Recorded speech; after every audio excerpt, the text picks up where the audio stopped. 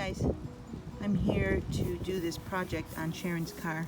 She has a 2003 and the headlight is kind of dull, so I'm going to clean it up with some alcohol first, and then I'm going to put some of this 3M compound on there, and I'll show you the results when I'm finished.